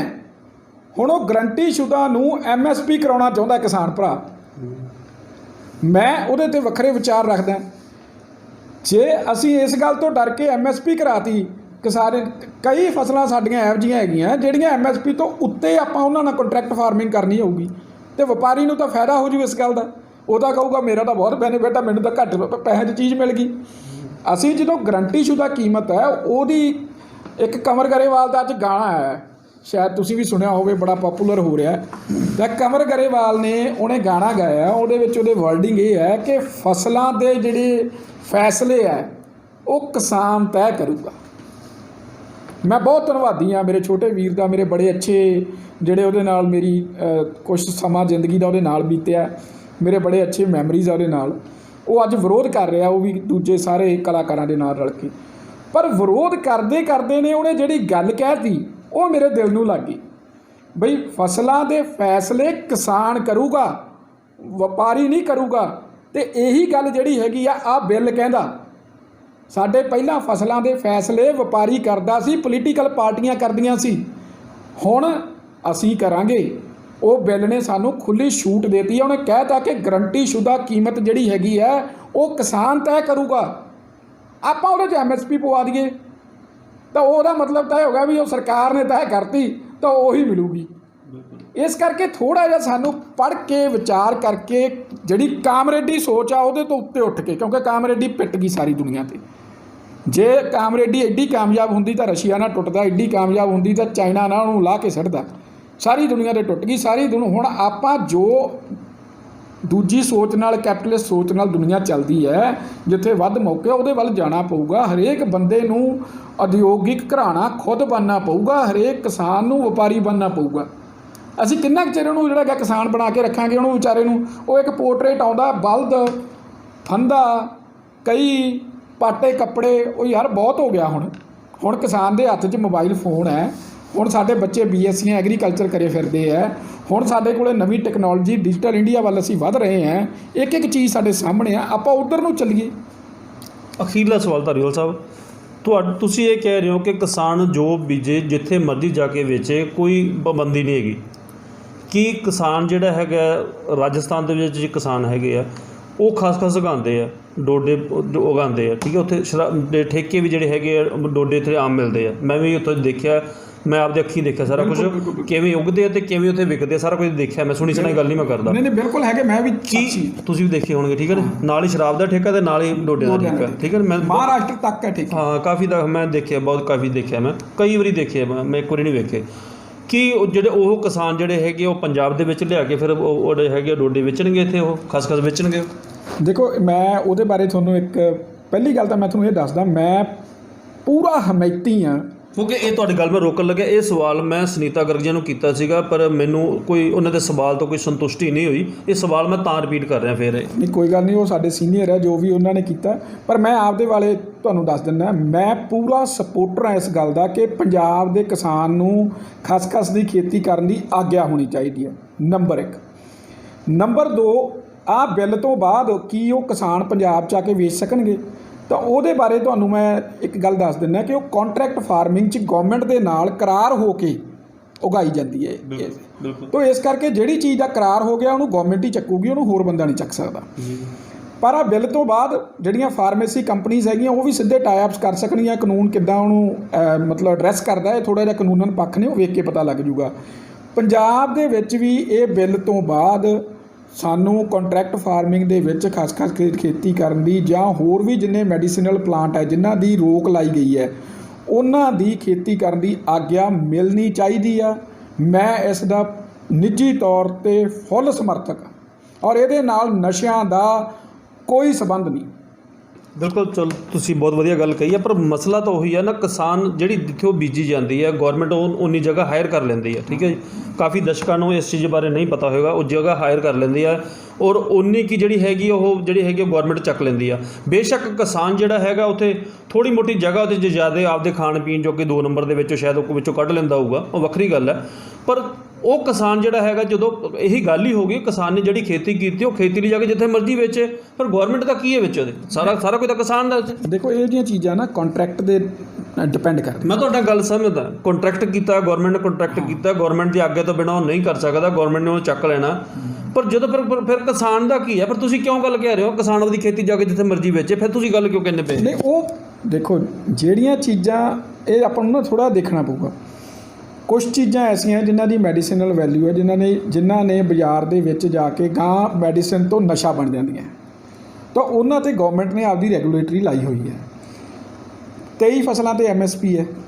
ਜਿਹੜੀਆਂ ਫਸਲਾਂ 'ਤੇ MSP ਹੈ ਉਹਨਾਂ ਨੂੰ ਆਪਾਂ ਕਿਤੇ ਉਹਨਾਂ ਤੋਂ ਬਿਨਾਂ ਵੀ ਹੋਰ ਫਸਲਾਂ ਜਿਹੜੀਆਂ ਖਾਣ ਦੇ ਕੰਮ ਆਉਣੀਆਂ, ਜਿਨ੍ਹਾਂ ਦੀ ਮੈਡੀਸਿਨਲ ਵੈਲਿਊ ਨਹੀਂ, ਜਿਨ੍ਹਾਂ ਨੇ ਗਾਂ ਜਾ ਕੇ ਇੱਦਾਂ ਨਹੀਂ ਹੋਣਗੀਆਂ, ਜਿਨ੍ਹਾਂ 'ਤੇ ਰੈਗੂਲੇਟਰੀ ਨਹੀਂ ਲੱਗੀ ਹੋਈ, ਉਹ ਕਿਤੇ ਵਿੱਚੋਂ ਇਹ ਕਾਨੂੰਨ ਨੇ ਸਾਨੂੰ ਮੌਕਾ ਦਿੱਤਾ ਉਹਦੇ ਤਹਿਤ। ਹੁਣ ਤੁਸੀਂ ਸਪੈਸੀਫਿਕਲੀ ਜੇ ਅਫੀਮ ਦੀ ਗੱਲ ਕਰਦੇ ਹੋ ਜਾਂ ਖਸਖਸ ਦੀ ਖੇਤੀ ਦੀ ਗੱਲ ਕਰਦੇ ਹੋ, ਉਹ ਜਿਹੜੇ ਠੇਕੇ ਵੀ ਖੁੱਲ੍ਹੇ ਹੈ ਉਹ ਠੇਕੇ ਵੀ ਪ੍ਰੋਪਰ ਗੌਰਮੈਂਟ ਦੇ ਸਟਾਕ ਅਨੁਸਾਰ ਹੈ, ਉਹ ਇਲੀਗਲ ਨਹੀਂ ਹੈਗੇ। ਉਹ ਕੋਈ ਐਂ ਨਹੀਂ ਵੀ ਮੇਰੇ ਘਰੇ ਮੈਂ ਹਗਾਲੀ 'ਤੇ ਉੱਥੇ ਦੇਤੇ। ਉਹ ਜੋ ਸਟਾਕ ਦੇ ਵਿੱਚ ਪਿੱਛੇ ਬਚਦਾ ਉਹ ਸਟਾਕ ਮੇਨਟੇਨਡ ਹੁੰਦਾ, ਪ੍ਰੋਪਰ ਤਰੀਕੇ ਨਾਲ ਵੱਢੀ ਜਾਂਦੀ ਹੈ। ਔਰ 5% ਮੈਂ ਤਾਂ ਜਦੋਂ ਉੜਤਾ ਪੰਜਾਬ ਬਣਾਈ ਸੀ ਇਹਨਾਂ ਨੇ, ਮੈਂ ਉਦੋਂ ਵੀ ਇਸ ਗੱਲ ਨੂੰ ਪਿੱਟਦਾ ਰਿਹਾ ਵੀ 5% ਨਸ਼ੇੜੀ ਹਰ ਥਾਂ 'ਤੇ ਹੁੰਦੇ ਆ। ਉਹਨਾਂ ਨੂੰ ਜੇ ਤੁਸੀਂ ਫੀਮ ਤੇ ਖਸਖਸ ਨਾ ਦਿਓਗੇ ਜਾਂ ਕਿ ਇਸ ਭੁੱਖੀ ਨਾ ਦਿਓਗੇ ਤਾਂ ਉਹ ਕੱਲ੍ਹ ਨੂੰ ਦੂਜੇ ਨਸ਼ੇ ਵੱਲ ਜਾਣਗੇ। ਤਾਂ ਉਹੀ ਹੋ ਰਿਹਾ, ਜਦੋਂ ਤੁਸੀਂ ਉਹਨਾਂ ਨੂੰ ਦੂਜਾ ਨਸ਼ਾ ਬੰਦ ਕਰਤਾ ਉਹ ਗੋਲੀਆਂ ਖਾਣ ਲੱਗ ਗਏ, ਗੋਲੀਆਂ ਤੋਂ ਬਾਅਦ ਟੀਕੇ 'ਤੇ ਲੱਗ ਗਏ। ਤੁਸੀਂ ਸਮਾਂ ਦੀ ਉਹਨਾਂ ਨੂੰ ਇੱਥੇ ਲੋਕਾਂ ਨੂੰ ਉਗਾਉਣ ਦੀ ਆਗਿਆ ਦਿਓ, ਥੋੜ੍ਹੇ ਬਹੁਤ ਠੇਕੇ ਵੀ ਖੋਲ੍ਹੋ, ਜਿਹੜੇ ਕੋਈ ਖਾਣਾ ਚਾਹੁੰਦਾ ਉਹਨਾਂ ਬੰਦਿਆਂ ਦਾ। ਉਦੋਂ ਬਾਅਦ ਨਸ਼ਾ ਛਡਾਊ ਕੇਂਦਰ ਹੈਗੇ ਆ, ਜਿਹੜੇ ਕੋਈ ਛੱਡਣਾ ਚਾਹਣ ਉੱਥੇ ਜਾਣ, ਪਰ ਉਹ ਵਿਚਾਰੇ ਮਰਨ ਤਾਂ ਨਾ, ਉਹਨਾਂ ਨੂੰ ਟੀਕੇ ਤਾਂ ਨਾ ਲਾਉਣ। ਫਿਰ ਜਦੋਂ ਤੁਸੀਂ ਗੱਲ ਫਿਰ ਉੱਥੇ ਮੁੜ ਕੇ ਮੇਰੀ ਤਾਂ ਸੂਈ ਫਿਰ ਉੱਥੇ ਮੁੜ ਕੇ ਆਉਂਦੀ, ਜਦੋਂ ਤੁਸੀਂ ਕਹਿੰਦੇ ਕਿਸਾਨ ਜਿੱਥੇ ਮਰਜ਼ੀ ਵੇਚੇ, ਅਤੇ ਫਿਰ ਉਹ ਕਿਸਾਨ ਜਿੱਥੇ ਮਰਜ਼ੀ ਵੇਚੀ ਜਾਵੇ, ਉਹਦੇ ਵਿੱਚ ਫਿਰ ਕਿਉਂ ਆ? ਫਿਰ ਤੁਹਾਡਾ ਜਿਹੜਾ ਆਰਡੀਨੈਂਸ ਜਿਹੜੇ ਪਾਸ ਕੀਤੇ ਆ ਤੁਹਾਡੇ, ਉਹਦੇ ਵਿੱਚ ਤਾਂ ਕੁਛ ਹੈ ਹੀ ਨਹੀਂਗਾ ਵੀ ਕਿਸਾਨ ਇਕੱਲੇ ਜਿਹੜਾ ਹੈਗਾ ਕਣਕ ਉਗਾ ਸਕਦਾ, ਇਕੱਲੇ ਚਾਵਲ ਉਗਾ ਸਕਦਾ, ਇਕੱਲੇ ਸੰਤਰੇ ਬੀਜ ਸਕਦਾ, ਉਹ ਤਾਂ ਕੁਛ ਹੈ ਇਸ ਤਰ੍ਹਾਂ ਦਾ ਕੁਛ ਹੈ ਹੀ ਨਹੀਂਗਾ। ਜਿਹਦੇ 'ਚ ਕੋਈ ਚੀਜ਼ ਹੈ ਨਹੀਂ, ਫਿਰ ਇਹ ਵੀ ਵਿੱਚ ਫਸਲ ਆਏਗੀ ਫਿਰ ਜਿੱਥੇ ਮਰਜ਼ੀ ਵੇਚੇ ਹੋ। ਨਹੀਂ, ਉਹਦੇ ਵਿੱਚ ਇੱਕ ਚੀਜ਼ ਹੈਗੀ ਆ, ਉਹਦੇ 'ਚ ਜਿਹੜੀਆਂ ਇਹ ਰੈਗੂਲੇਟਡ ਫਸਲਾਂ ਜਿਹੜੀਆਂ ਹੈਗੀਆਂ ਉਹਦੇ ਵਿੱਚ ਕੋਈ ਕਲੌਜ਼ ਨਹੀਂ। ਹਾਂਜੀ, ਇਸ ਕਰਕੇ ਜਿਹੜੀ ਵੀ ਕੋਈ ਰੈਗੂਲੇਟਡ ਕੋਈ ਵੀ ਕਰਾਰ ਦੇ ਅੰਡਰ ਗੌਰਮੈਂਟ ਦੇ ਅੰਡਰ ਜਿਹੜੀਆਂ ਵੀ ਕੋਈ ਫਸਲਾਂ ਆਉਂਦੀਆਂ, ਜਿਸ ਤਰ੍ਹਾਂ ਦੀਆਂ ਜਿਹੜੀਆਂ ਨੂੰ ਸਰਕਾਰ ਨੇ ਆਪਦੇ ਤਰੀਕੇ ਨਾਲ ਵੀ ਇੰਨੀ ਗਰੋ ਕਰਨੀ ਹੈ, ਜੇ ਜ਼ਿਆਦਾ ਗਰੋ ਕਰ ਲਈ ਤਾਂ ਕਿਤੇ ਮਾਰਕੀਟ 'ਚੋਂ ਨਾ ਹੋ ਜੇ, ਉਹ ਗੌਰਮੈਂਟ ਨੇ ਆਪਦੇ ਕੋਲ ਹੀ ਰੱਖਿਆ ਹੋਇਆ ਸੈਂਸ, ਅਤੇ ਉਹ ਆਪਦੇ ਪਰਮਿਟ ਦੇ ਹਿਸਾਬ ਨਾਲ ਹੀ ਵੇਚਦੀ ਹੈ। ਔਰ ਉਹਨੂੰ ਜਿੱਦਾਂ ਖੁੱਲ੍ਹ ਮਿਲੀ, ਤਾਂ ਹੀ ਤਾਂ ਮੈਂ ਕਹਿ ਰਿਹਾ ਕਿ ਪੰਜਾਬ ਗੌਰਮੈਂਟ ਸਾਨੂੰ ਲਾਇਸੈਂਸ ਦਿਵਾਵੇ, ਅਤੇ ਜੇ ਸਾਨੂੰ ਇਹਦੇ ਅੰਡਰ ਖੁੱਲ੍ਹ ਮਿਲ ਜਾਂਦੀ ਫਿਰ ਮੈਂ ਇਹ ਗੱਲ ਕਾਹਤੋਂ ਰੱਖਣੀ ਸੀ। ਤਾਂ ਤੁਸੀਂ ਪਰ ਆਪਦੇ ਜਿਹੜੇ ਤੁਸੀਂ ਜੋ ਸਹਿਮਤੀ ਦਿੰਦੇ ਹੋ ਇਸ ਚੀਜ਼ ਨੂੰ, ਪਰ ਤੁਸੀਂ ਆਪਦੇ ਸੀਨੀਅਰ ਲੀਡਰ ਨੂੰ ਇਹਦੇ ਵਿੱਚ ਕਨਵਿੰਸ ਕਰਵਾਉਣ ਦੀ ਕੋਸ਼ਿਸ਼ ਕਰੋਗੇ ਵੀ ਇਸ ਤਰ੍ਹਾਂ ਜਿਹੜਾ ਹੈਗਾ ਪੰਜਾਬ ਦੇ ਵਿੱਚ ਵੀ ਜਿਹੜਾ ਹੈਗਾ ਖਸਖਸ ਹੋਣੀ ਚਾਹੀਦੀ ਹੈ? ਮੈਂ ਤਾਂ 100% ਮੈਂ ਸਾਡੇ ਜਿਹੜੇ ਪੰਜਾਬ ਪ੍ਰਧਾਨ ਸ਼੍ਰੀ ਅਸ਼ਵਨੀ ਸ਼ਰਮਾ ਜੀ ਹੈਗੇ ਆ, ਮੈਂ ਉਹਨਾਂ ਕੋਲੇ ਵੀ ਇਹ ਮੁੱਦਾ ਰੱਖੂੰਗਾ, ਤੁਹਾਡੇ ਮਾਧਿਅਮ ਰਾਹੀਂ ਵੀ ਇਹ ਮੁੱਦਾ ਮੈਂ ਰੱਖਣਾ ਚਾਹੁੰਦਾ। ਔਰ ਮੈਂ ਇਹ ਨਹੀਂ ਹੈਗਾ ਵੀ ਮੈਂ ਕਿਤੇ ਪਿੱਛੇ ਹਟ ਜੂੰਗਾ ਇਹਦੇ ਤੋਂ, ਵੀ ਪਾਰਟੀ ਦੇ ਜਾਂ ਉਹਦੇ 'ਤੇ ਹੈਗਾ। ਮੇਰਾ ਇਹ 100% ਜਿਹੜਾ ਹੈਗਾ ਪੂਰਾ ਸਟੈਂਡ ਹੈ ਕਿ ਪੰਜਾਬ ਦੇ ਵਿੱਚ ਖਸਖਸ ਦੀ ਖੇਤੀ ਸਾਨੂੰ ਇਜਾਜ਼ਤ ਮਿਲਣੀ ਚਾਹੀਦੀ ਹੈ, ਔਰ ਅਸੀਂ ਉਹਨੂੰ ਵਧੀਆ ਤਰੀਕੇ ਨਾਲ ਕਰਕੇ ਉਹਨੂੰ ਐਕਸਪੋਰਟ ਕਰ ਸਕੀਏ। ਸਾਨੂੰ ਇਹ ਵੀ ਇਜਾਜ਼ਤ ਮਿਲੇ, ਗੌਰਮੈਂਟ ਖਰੀਦਣਾ ਚਾਹੁੰਦੀ ਗੌਰਮੈਂਟ ਦੀ ਇਜਾਜ਼ਤ ਮਿਲੇ, ਤਾਂ ਕਿ ਅਸੀਂ 2-2 4-4 ਕਨਾਲਾਂ 'ਚ ਹੀ ਕਿਸਾਨ ਨੂੰ ਖੁਸ਼ਹਾਲ ਕਰ ਸਕੀਏ। Thank you. ਸੋ ਇਹ ਸਨ ਕੁਲਦੀਪ ਸਿੰਘ ਧਾਰੀਵਾਲ, ਜਿਨ੍ਹਾਂ ਨੇ ਸਾਡੇ ਨਾਲ ਜਿਹੜਾ ਕਾਫੀ ਆਪਣਾ ਕੀਮਤੀ ਸਮਾਂ ਦਿੱਤਾ, ਔਰ ਜਿਹੜੇ ਕੋਟਕਪੂਰਾ ਦੇ ਪ੍ਰਾਈਮ ਉਹਦੇ ਦੇ ਸਬ ਆਫਿਸ ਦੇ ਵਿੱਚ ਜਿਹੜਾ ਇੱਥੇ ਪਹੁੰਚੇ ਆ, ਇਹ ਅਸੀਂ ਬਹੁਤ ਇਹਨਾਂ ਦੇ ਧੰਨਵਾਦੀ ਹਾਂ। ਪਰ ਕਿਤੇ ਨਾ ਕਿਤੇ ਸਾਡੇ ਨਾਲ ਜ਼ਰੂਰ ਇਹ ਸਹਿਮਤ ਹੋਏ ਹੈ ਕਿ ਖਸਖਸ ਦੀ ਜਿਹੜੀ ਹੈਗੀ ਮਨਜ਼ੂਰੀ ਜ਼ਰੂਰ ਜਿਹੜੀ ਮਿਲਣੀ ਚਾਹੀਦੀ ਆ। ਸੋ ਦੇਖਣਾ ਹੋਵੇਗਾ ਕਿ ਇਹ ਭਖਿਆ ਮੁੱਦਾ ਜਿਹੜਾ ਹੈਗਾ ਕਿਸਾਨਾਂ ਦਾ ਕਦ ਤੱਕ ਚੱਲੇਗਾ। ਮੈਂ ਸੁਨੀਲ ਜੰਦਲ, ਪ੍ਰਾਈਮ ਉਹਦੇ ਕੋਟਕਪੂਰਾ।